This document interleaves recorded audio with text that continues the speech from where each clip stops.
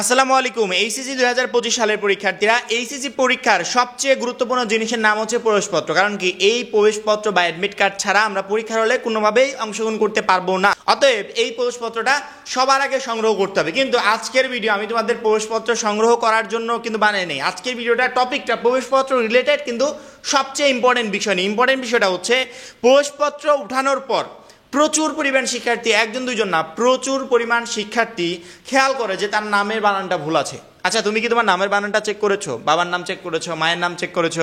জন্ম তারিখ চেক করেছো? তোমার 4 সাবজেক্ট কোনটা দেওয়া, তোমার মেইন সাবজেক্ট কোনটা দেওয়া, এগুলো চেক করেছো তো? যদি চেক করে থাকো এবং সব কিছু যদি ঠিকঠাক থাকে তাহলে ওকে। আর হ্যাঁ, পরীক্ষার হিসাব করে দেখো, 8 থেকে 9 দিন সময় আছে। দেখতে দেখতে এই দিনগুলো ফুরিয়ে যাবে। অথচ আমার প্রিপারেশন এখনো জিরো। একটা সাবজেক্টও ভালোভাবে কমপ্লিট হয়নি, বা হাতে গোনা 2-3টা কমপ্লিট হয়েছে, সবগুলো কমপ্লিট হয়নি। এই জন্য আমি প্রত্যেকটা শিক্ষার্থীকে বলি যে 100 টাকা আহামরি বড় কিছু না, কিন্তু এই 100 টাকার বিনিময়ে তুমি যা কিছু পাবে, কোর্সে যুক্ত হওয়ার পর তুমি বলতে বাধ্য হবে, ভাইয়া এনাফ, যা কিছু দিয়েছেন যথেষ্ট। কারণ কি, লাস্ট মোমেন্টে তোমাকে পুরো বই, পুরো সিলেবাস কমপ্লিট করার টেনশন নিয়ে ঘুরতে হচ্ছে। আর আমরা 2025 সালের জন্য সব থেকে গুরুত্বপূর্ণ যে বিষয়গুলো, যেগুলো থেকে 2025 সালের পরীক্ষায় প্রশ্ন আসবে, যেগুলো ইম্পর্টেন্ট, সেগুলোকে ইন্ডিকেট করে তোমাদের জন্য একটা পিডিএফ রেডি করে দিয়েছি। আবশ্যিক সাবজেক্টের সেই পিডিএফগুলো প্রত্যেকটা শিক্ষার্থী যদি কিনে এবং সেই অনুযায়ী প্রিপারেশন নেয়, সামনের এই কয়দিনে পুরো সিলেবাসও তার কমপ্লিট হবে, সেই সাথে পরীক্ষার জন্য একটা A+ প্রিপারেশন হবে। যারা এখনো আমাদের কোর্সটা কিনো না, খুবই দ্রুত করো। কারণ কি, একটা মাত্র কোর্সে তুমি বাংলা প্রথম পত্র এবং দ্বিতীয় পত্র, ইংরেজি প্রথম এবং দ্বিতীয়, সেই সাথে আইসিটি, এই টোটাল 5টা সাবজেক্টের 100% কমন সাজেশন পাচ্ছ পিডিএফ আকারে। শুধুমাত্র সাজেশন না, বিগত 5 বছরের বোর্ডের এমসিকিউ টোটাল প্রশ্ন ব্যাংকটা আমরা উত্তর সহ দিচ্ছি এখানে পিডিএফ আকারে।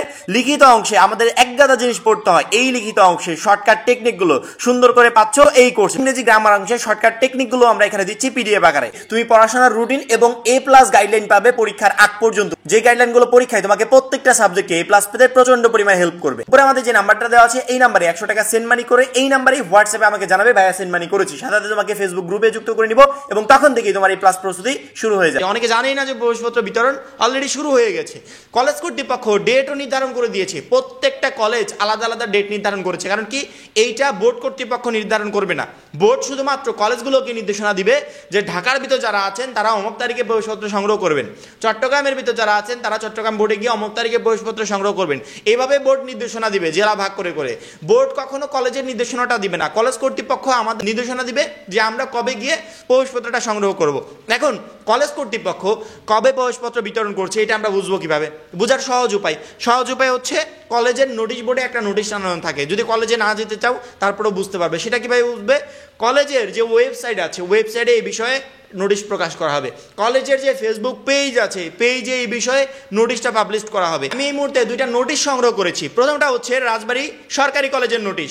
রাজবাড়ী সরকারি কলেজ একটা ডেট নির্ধারণ করে দিয়েছে এবং তারা বলেছে যে এত তারিখের ভিতর শিক্ষার্থীরা শরীরে অর্থাৎ নিজে উপস্থিত হয়ে প্রবেশপত্রটা সংগ্রহ করবে। এবং যদি পরবর্তীতে প্রবেশপত্রে কোনো ধরনের ঝামেলা হয়, এখানে দেখো তারা মানবিক, বিজ্ঞান, ব্যবসা কোন গ্রুপের শিক্ষার্থীরা কত তারিখে কয়টায় গিয়ে প্রবেশপত্র সংগ্রহ করবে এটা বলে দিয়েছে। এবং সব থেকে গুরুত্বপূর্ণ বিষয়, বা আমি যে রিলেটেড ভিডিওটা বানাচ্ছি সেটা দেখো নিচে উল্লেখ করে দিয়েছে, প্রবেশপত্রে কোনো ভুল দেখা দিলে ভুল উল্লেখ করে আগামী 18/6/2025 তারিখের মধ্যে অফিসে জমা দেওয়ার জন্য নির্দেশ দেওয়া হলো। অর্থাৎ রাজবাড়ী সরকারি কলেজে যারা স্টুডেন্টরা আছে অবশ্যই প্রবেশপত্রটা সংগ্রহ করবে। এখানে কত তারিখ থেকে কত তারিখ সংগ্রহ করবে সেটা বলে দিয়েছে এবং পরবর্তীতে বলেছে 18/6/2025 মধ্যে সেই ভুলগুলো অফিস কক্ষে জানাতে হবে। কারণ কি, তোমরা যদি নির্দিষ্ট সময়ের ভিতরে এই ভুলটা না জানাও, কলেজ কর্তৃপক্ষ এটা সমাধানও করতে পারবে না এবং পরবর্তীতে তোমাদের প্রবেশপত্রে বা অ্যাডমিট কার্ডে তোমার বাবার নাম, তোমার নিজের নাম, তোমার মায়ের নাম বা যে কোনো জায়গাতে ভুল থাকলে এগুলো ওইভাবেই থাকবে।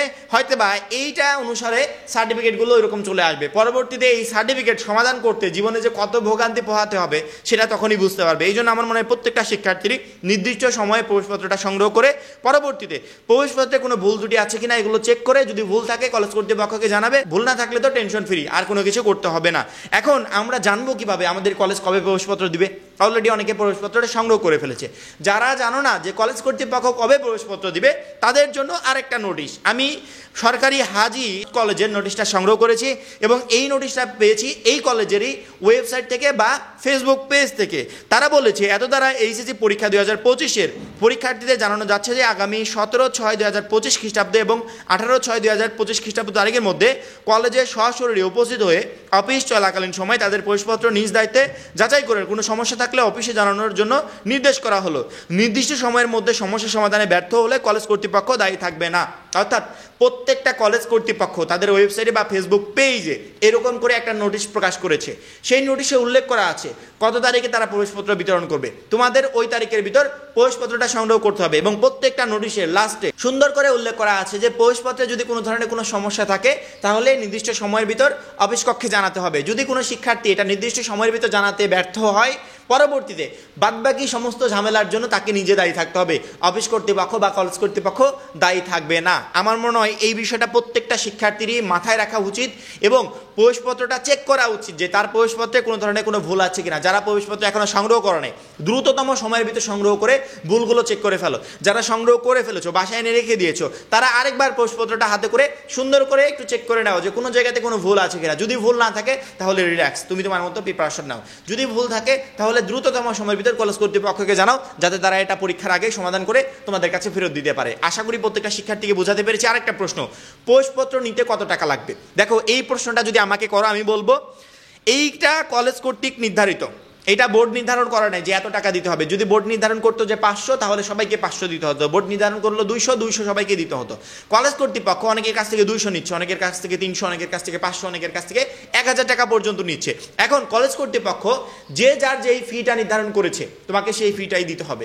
এখন অনেকে বলতে পারো না আমি ফি দিব না, আমি কলেজের সাথে মারামারি করবো। হ্যাঁ, করতে পারো, এটা তোমার ব্যক্তিগত বিষয়। তবে আমার পরামর্শ যেটা, যে শেষ মুহূর্তে কলেজ থেকে বেরিয়ে আসবো এই সময়ে 200, 400, 500 চাইলেও দিয়ে দাও, কোনো প্রবলেম নাই। এতদিন যেহেতু কন্টিনিউ করতে পেরেছো, লাস্ট মোমেন্টে কন্টিনিউ কেন করতে পারবে না?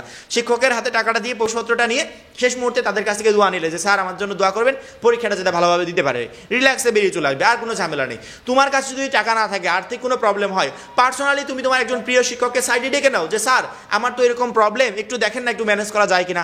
শিক্ষক অবশ্যই তোমার বিষয়টা বুঝবে এবং তিনি অবশ্যই কোনো একটা ব্যবস্থা নেবে যাতে তোমার ফিটা কমিয়ে আনা যায় বা মওকুফ করা যায়। এই জন্য আমার মনে হয় অতিরিক্ত হাইপার না হয়ে শিক্ষকের সাথে পরামর্শ করে বিষয়টা সুন্দরভাবে সলভ করা সম্ভব। এবং যদি টাকা পয়সার প্রবলেম না থাকে তাহলে কোনো কিছু করার দরকার নেই, যা চাই দিয়ে প্রবেশপত্রটা নিয়ে নাও এবং শিক্ষকের কাছ থেকে দোয়া নিয়ে নাও। আশা করি এই প্রবেশপত্র রিলেটেড যত গুরুত্বপূর্ণ বিষয় ছিল বা গুরুত্বপূর্ণ প্রশ্ন ছিল সকল কিছুর উত্তর দিতে পেরেছি। এখন এই পর্যন্তই। পরবর্তী ভিডিওর জন্য চ্যানেলটা সাবস্ক্রাইব করে রাখবে। যারা এখনও আমাদের টার্গেট এ প্লাস কোর্সে যুক্ত হওয়া নাই, খুবই দ্রুত যুক্ত হবে, কারণ কি এই একটা মাত্র কোর্সই পারে সামনের এই অল্প কয়েকদিনে তোমার পুরো সিলেবাসটা তোমাকে কমপ্লিট করে দিতে। এখন এই পর্যন্তই। সবাই ভালো থাকবে, সুস্থ থাকবে।